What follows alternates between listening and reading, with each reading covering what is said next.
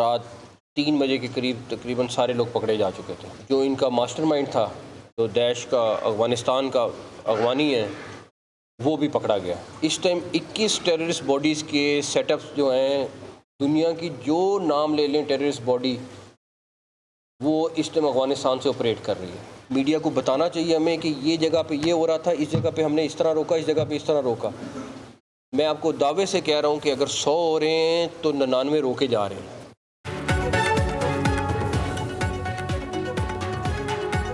इस्लामाबाद धमाके के मास्टरमाइंड और सहूलतकारों को गिरफ्तार कर लिया गया।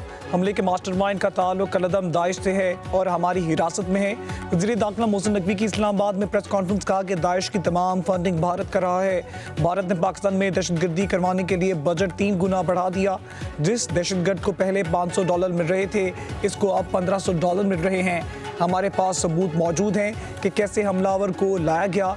TTP, अफगान तालिबान या कोई भी हो, सब मिलकर काम कर रहे हैं। दावे से कहता हूं कि एक धमाका हुआ लेकिन 99 धमाके रोके गए। मोहसिन नकवी ने मजीद कहा कि दहशतगर्दों की 21 बैनुल-अक़वामी तंजीमें अफगानिस्तान से काम कर रही हैं।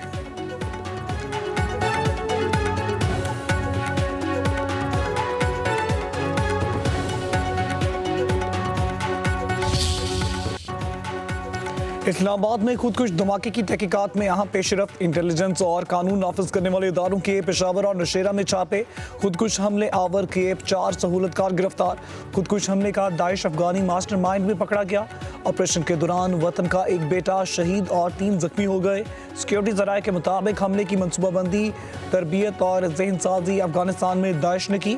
अफगान तालिबान की सरपरस्ती में दाइश और दीगर दहशतगर्द तंजीमें भी खित्ते और आलमी अमन के लिए बड़ा खतरा है। इस्लामाबाद की मस्जिद में खुदकुश धमाके के 29 शहादा की नमाज जनाजा अदा। G92 में 16, तरलाई में 11, पुलिस लाइन और रावलपिंडी में एक शहीद की नमाज जनाजा अदा की गई। वफाकी वजीर सरदार यूसुफ तारिक, फजल चौधरी, राजा खुरम नवाज, नियर बुखारी और दीगर सियासी रहनुमा की शिरकत। आज इस्लामाबाद शहीदों के अजीज़ो कारब से भी शरीक हुए। सिक्योरिटी के सख्त इंतजामात, इलाके में सोग हर आंख अश्कबार। तरलाई की मस्जिद में खुदकुश हमले में 33 नमाजी शहीद, 150 से ज़ायद जख्मी हुए थे। इस्लामाबाद तहरीर वाला किया काफ़ी हद तक उसमें पेशरफ्त हुई है उसके सहूलतकारों के हवाले से।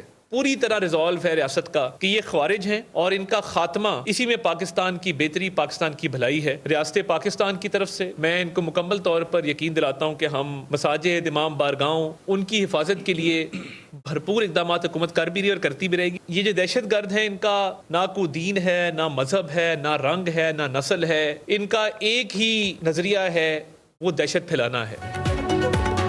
मुल्क में दहशतगर्दी आने की वजह PTI है। तालिबान खान की सोच का खुमियाजा हम आज तक भुगत रहे हैं। तरलाई धमाके के सहूलतकारों तक पहुंच गए, दहशतगर्दों के लिए ज़मीन तंग कर देंगे।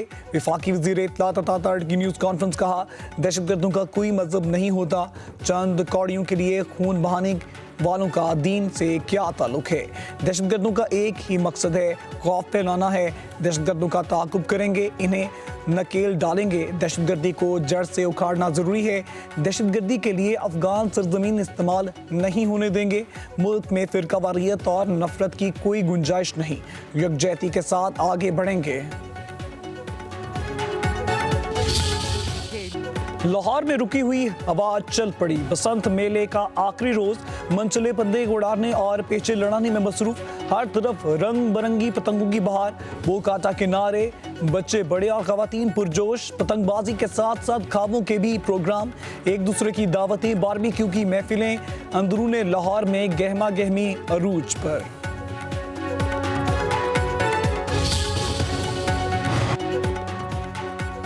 मुस्लिम लीग नून के कायद नवाज शरीफ भी बसंत की खुशियों में शरीक। रायवेंड लाहौर में साबिक वज़ीर आज़म की दोस्तों के साथ छत पर बैठक। मरीम नवाज के बेटे जुनैद सफदर भी बसंत की खुशियों से महजूज हुए। सीनियर सूबाई वज़ीर मरीम औरंगजेब की पतंग उड़ाकर बसंत की खुशियों में शिरकत। कहती हैं, बसंत की बहाली एक जुर्रतमंदाना और मुश्किल फैसला था। वज़ीर पंजाब मरीम नवाज हमेशा अवाम खुशी और तहफ़्फ़ुज़ को सामने रख कर मुश्किल फैसले करती हैं। बसंत को मुकम्मल SOPs और फूल प्रूफ सिक्योरिटी के तहत मनाया जा रहा है। पाकिस्तानियों के साथ गैर मुल्की भी पतंगबाजी के शौकीन निकले। बसंत ने गैर मुल्की सियाहों को भी लाहौर खींच लिया। गैर मुल्की सियाहों के त्यौहार में भरपूर दिलचस्पी। किसी ने बसंती कपड़े पहने तो किसी का बो काटा पर रस्म।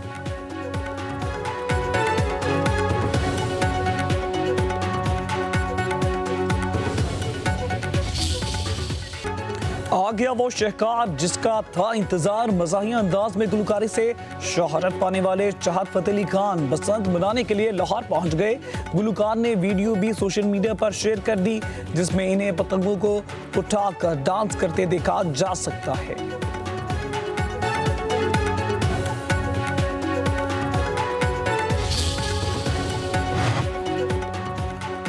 बानी पीटीआई की जाती मॉलजीन से मेडिकल चेकअप से मुतालिक दायर दरख्वास्त खारिज।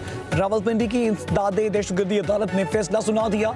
वकील फैसल मलिक ने दलाइल दिए। नवाज शरीफ को जेल में जाती मॉलज की सहूलत हासिल रही है। बानी पीटीआई भी बराबरी के सलूक से मुस्तहिक हैं। 3 साल में बानी को कभी जेल से बाहर नहीं ले जाया गया।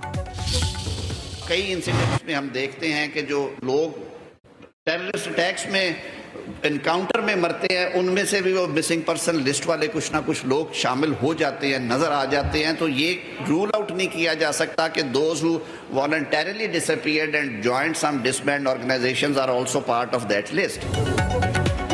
मिसिंग पर्सन पूरी दुनिया का मसला, सिविलियन का मिलिट्री ट्रायल हो सकता है। आर्मी तंसीबात पर हमला करने वालों के ट्रायल का फॉरम फौजी अदालतें ही हैं। जब आप रेड लाइन क्रॉस करते हैं तो फिर कवानीन मौजूद हैं।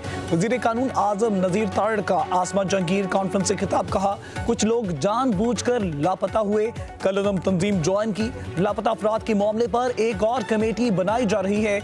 आइन और तरमीम का इख्तियार सिर्फ पार्लियामेंट के पास है। आइन तरमीम के हवाले से मुझ पर शदीद तनकीद की गई। स्पार्को ने एक और अहम संग मील अबूर कर लिया। खिलाबाजों के इंतखाब के दूसरे मरले की कामयाब तकमील। इब्तदाई स्क्रीनिंग के बाद 2 उम्मीदवार हतमी तरबियत के लिए शॉर्ट लिस्ट। ISPR का कहना है कि मुंतखब उम्मीदवार खलाई सफर से मुतल्लिक 6 माह ट्रेनिंग लेंगे। तरबियत के बाद एक उम्मीदवार चीनी खलाई स्टेशन के मिशन के लिए मुंतखब होगा। पाकिस्तानी खिलाबाज की मुतवक्का परवाज अक्टूबर या नवंबर 2026 में होगी।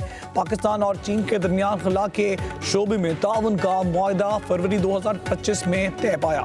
वज़ीर आज़म शहबाज शरीफ के विजन हमायत से खलाई प्रोग्राम में शमूलियत मुमकिन हुई।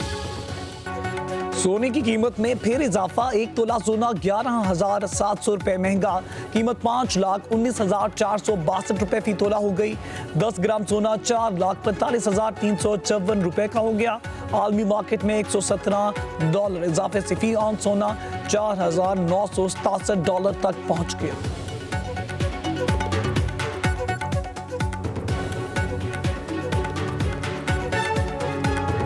यूएई का पाकिस्तानियों के लिए वर्क वीजों की जल्द बहाली का ऐलान। पाकिस्तान में यूएई के सफीर सालिम अल जराबी ने पाकिस्तानी मेहनत कशों की सलाहियतों को सराहा। कहा वर्क वीजों की तैयारी और होम वर्क आखिरी मराहिल में। पाकिस्तान और यूएई के ताल्लुकात तारीखी और बरादराना हैं। यूएई की तरक्की और खुशहाली में पाकिस्तानी मेहनत कशों का अहम किरदार है। अमेरिकी सदर डोनाल्ड ट्रंप का कहना है कि ईरान के साथ मुज़ाकरात अच्छे रहे, डील के करीब हैं। ईरान के पास जौहरी हथियार नहीं देखना चाहते।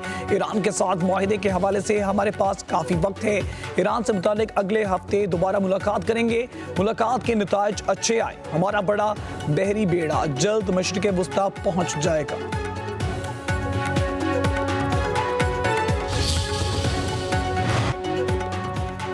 इसराइल का मुफाद इसमें है कि खिते के ममालिक कमज़ोर हो जाए। हमें बयानात से आगे बढ़कर मुश्तरका इक़दाम उठाना होगा। ईरानी वज़ीर ख़ारजा अब्बास अराग़ची का दोहा में अल जज़ीरा फ़ोरम से खिताब। सहूनी रियासत अपनी दिफाई सलाहियत बढ़ा रहा है। दीगर मुल्कों से हथियार लिए जा रहे हैं। अब्बास अराग़ची ने फ़लस्तीन के मसले को इंसानी बहरान की बजाय एक स्ट्रेटेजिक इशू करार दे दिया।